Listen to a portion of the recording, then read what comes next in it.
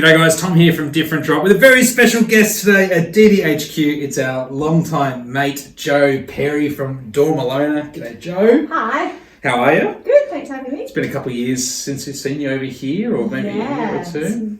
Pre-COVID, probably. Pre-COVID? I think so. Is it really? Wow. And you just said you just got back from a couple of months in Spain? Yeah. Making wine. Well, not making wine, but telling the Spaniards how to make wine. Yeah, but I've also got my cans dirty, can't I say? Harvest, not a harvest without digging out a red fermenter. That's what I always say. Anyway, Joe, we just want to have a little chat about your new wines and a little bit of the story of Dormilona, because we have loved Dormilona, since we came across your wines, probably 8-9 years ago. And for us, a real flag bearer for the modern Margaret River. Like the new, I know you got a long history in Margaret River, and I'm sure very close to all those more established older producers. But I think what you're doing has been a real inspiration for a lot of other small producers to follow as well, and look at making some more kind of sustainable, organically grown, and just contemporary styles of wine.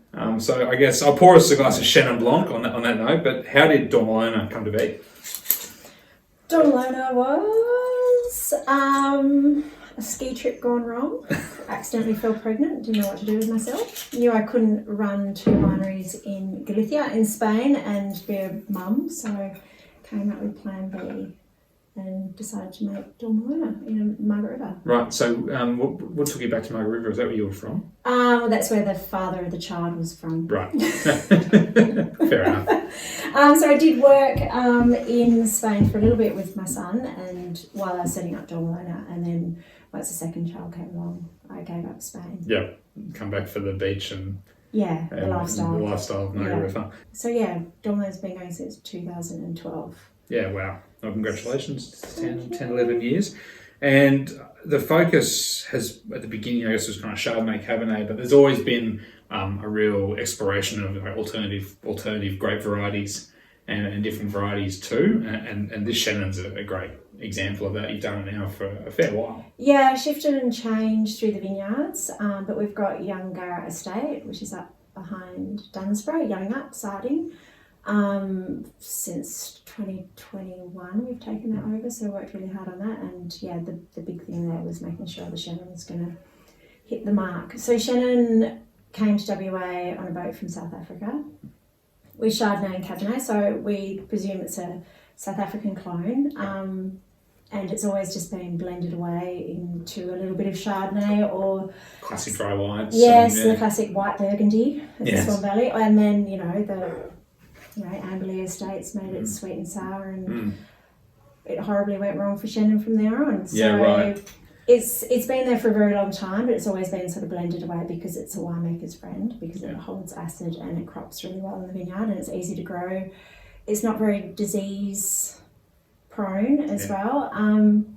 So it's all the Chenin in Margaret River has got beautiful age. Yeah. So it's been around for 50 plus years and it's been lost. And now there's producers like yourself, Triposcariot comes to mind, a couple others that I think are really taking Chenin to new heights in Margaret River. Yeah. So I guess as opposed to those cheap and cheerful, more mass-produced versions, how are you making this wine? What are you doing differently in the vineyard to get Chenin? Because it's got purity and freshness, but also like complexity here. It's quite concentrated. Yeah, so the vineyard is quite a hot site, and we're lucky because we sort of sit on a hill north facing, so we get lovely heat, and we got a lovely sea breeze that comes in from the morning and the afternoon. How close to the water are you there? You can see it, so it's just behind Dunsborough, so it's probably about 5 k's. Yeah, not even that. Yeah, cool. It's sort of on a peninsula, so sort of get the northerlies come in, and then you get the westerlies come in as well, and then you get the southerlies. So it does cool a lot. So it lets us get it nice and right, but because of those lovely cool sea breezes at night, it keeps the temperature quite low, which holds the natural acidity. Simply hand harvested, a whole bunch pressed, amphora, puncheons and breaks, and then a little bit of batonnage, and then settled and bottled in spring. So, and you kind of glossed over the how it's made there, but it's a combination of puncheons, amphora, barriques as well, and a bit of lees stirring as well. Yeah. So all those sort of techniques, I guess, working in layers and texture. Yeah. It's quite subtle, but it gives a complexity. Yeah, so it's all full solids as well, so no settling. It just goes straight as dirty juice off to the vessels. And then just wrapped and a little bit of sulphur. I love this one. I really love this one. This has been like a real go-to Chenin. The guys make fun of me for my love of Chenin Blanc, which is crazy because Chenin Blanc is an awesome variety. And you know, if you lived in other parts of the world, you wouldn't be laughing at Chenin Blanc. It's been the underdog here in Australia, but it's definitely on the rise. And that's always been a go-to for me because it's just so effortless. And that's, I think, a hallmark of your wines, I reckon, is they have this gentle feel, this purity to them, which I love. Thank you. Yeah, that's all right. Speaking of things that we love, Chardonnay. Chardonnay. So this is, we've planted Chardonnay at Youngara, so not our vines, but this comes from a mate of mine, Ryan Walsh, Burnside Vineyard. Yep. So further south on the Cape, sits just on the river. So all biodynamically certified, and we split the block between 3 growers. So I'm lucky enough to still get a parcel.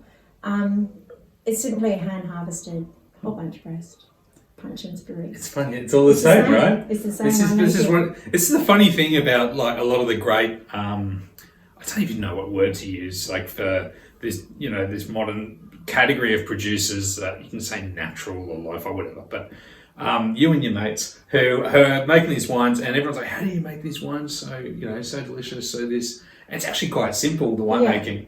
The work's done in the vineyards, right? The work is done in the vineyards, but I think as well it's spending time in the vineyard with the grape and watching it and tasting it and working out what that grape wants and then treating it like that. Like you can't make a heavy red from a variety that doesn't have the tannins there to give it to you because it's just not going to work out. So it's just reading the vineyard and stuff. So it does take a lot of time. And fuck Tom, I've made some mistakes.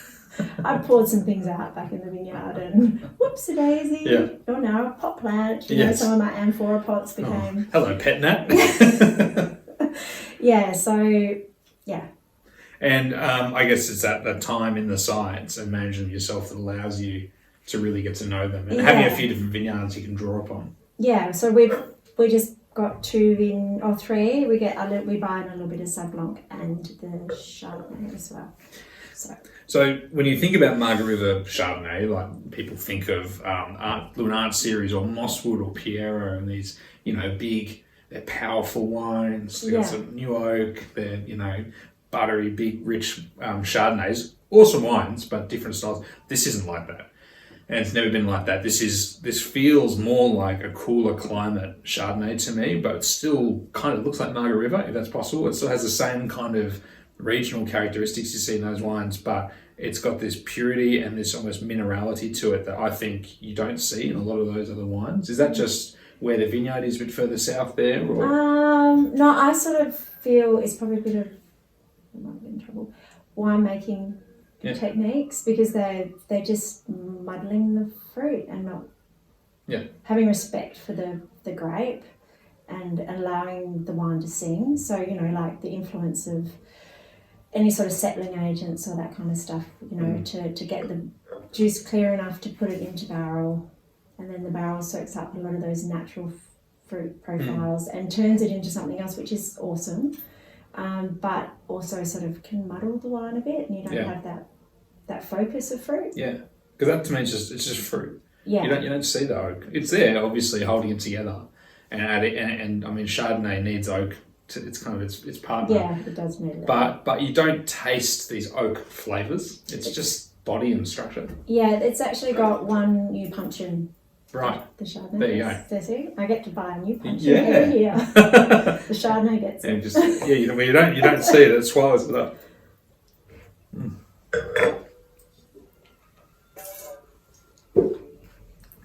I love that one. And when we talk about it being like pure and not as heavy, it's not without complexity and concentration. It's all still there, just in a lighter frame. Yeah. It's got great length. And it's almost pithy, kind of talky character as well. Grapefruit sort of pith. Yeah. That kind of acidity is so moreish. Yeah, because you've seen the clay face. I love clay face. So there's an amphora in the Chardonnay as well, and you really see that grapefruit pithiness. Do you want to tip that one out or scull it? All right, so we've gone from classic Margaret River, and we've got different grape varieties. So another hallmark of Joe's amazingly diverse and eclectic range of wines is explorations of like skin contact and these kind of winemaking techniques. And Skinnie has been there for a long time now. Yeah. This wine, probably a good 7 or 8 years or something. Like Yeah, I remember, easy. yeah. And 100% Sauvignon Blanc, skin contact wine, and yeah, it was one of the kind of early trendsetters with this style, I reckon, in Australia. Definitely in Margaret River. Yeah, I don't know if you know this, but I had a drunken night at my computer breastfeeding a child. Well, not breastfeeding, I think I had a small child at the computer. But I remember having this small child I was drinking. I was like, screw it, I'm going to enter my wine in the Margaret River Wine Show. And I entered that in the new vintage Sauv Blanc section. Oh, great. How'd it go? It got a gold. Did it really? But then I had to make, and then... I wonder who was judging. Philip Rich was the main dude, so the head dude.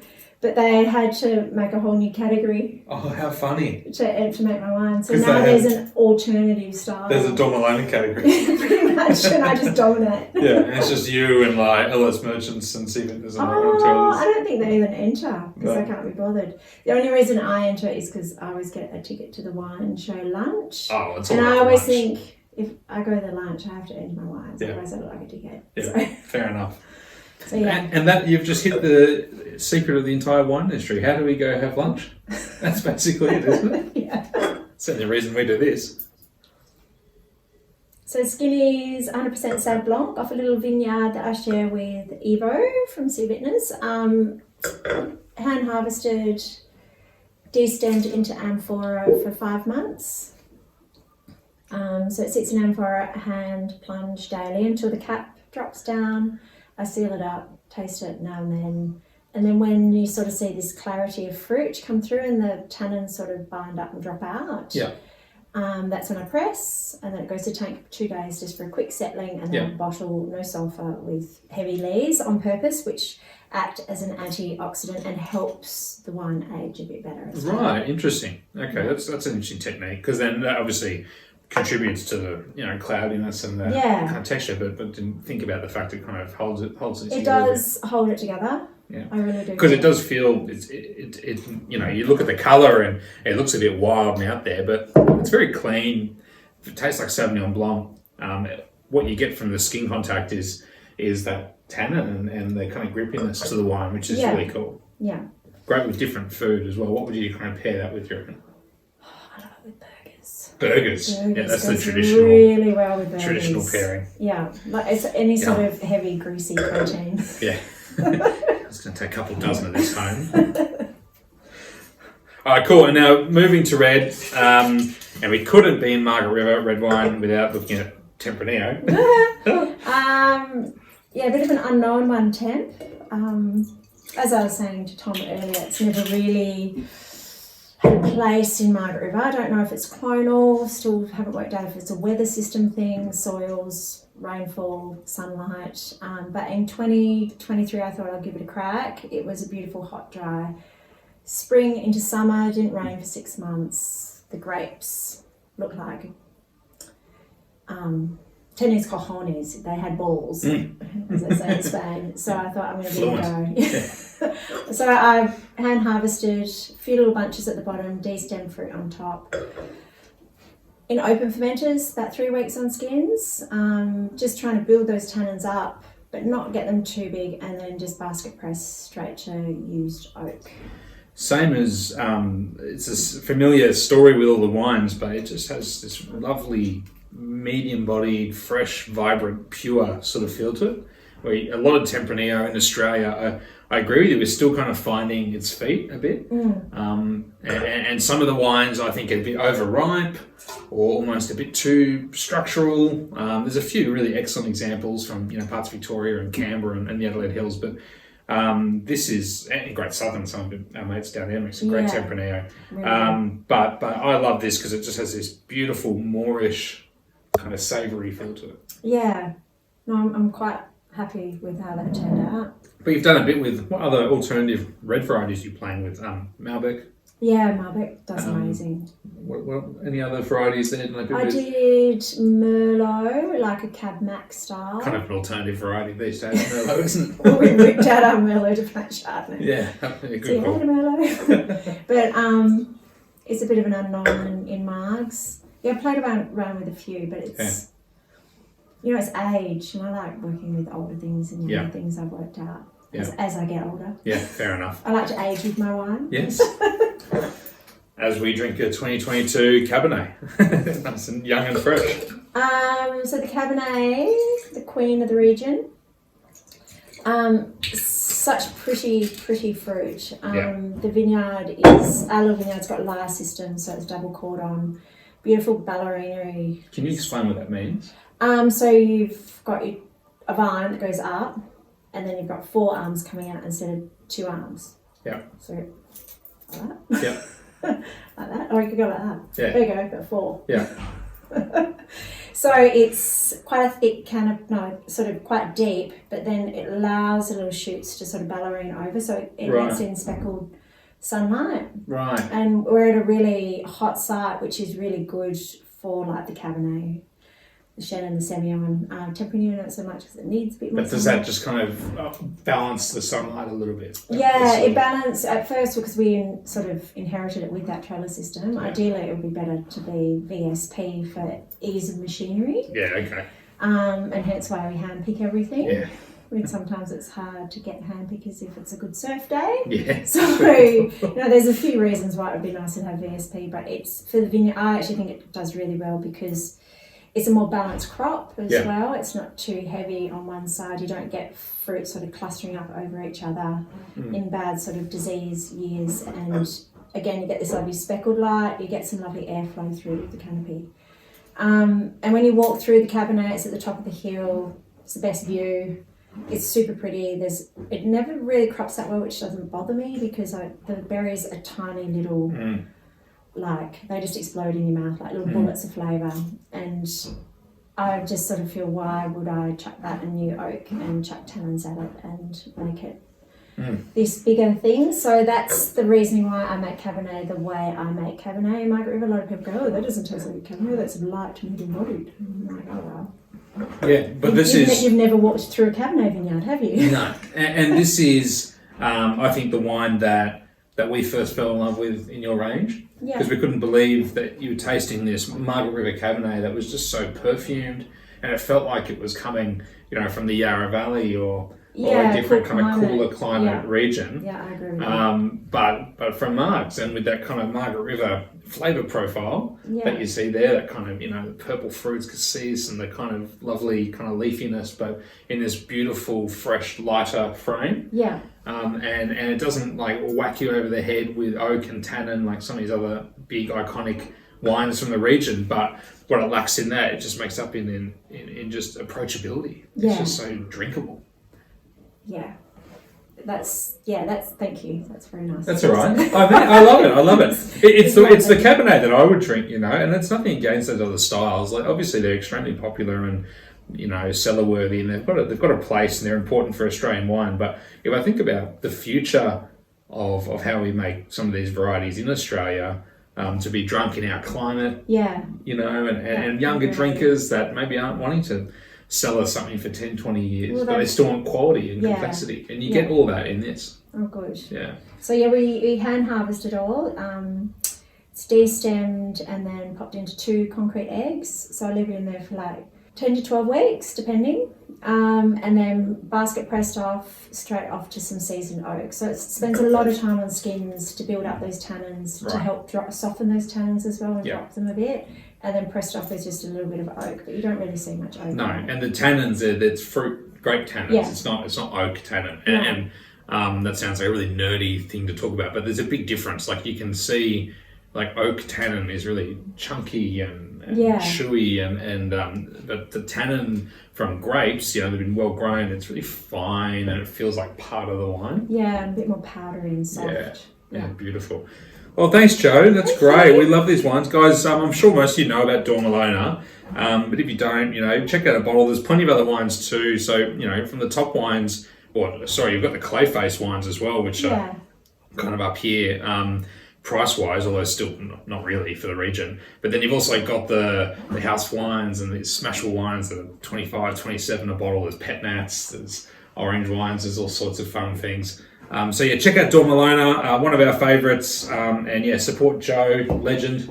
Thank you. Good to see you. Yeah, you too. Thanks guys. Bye.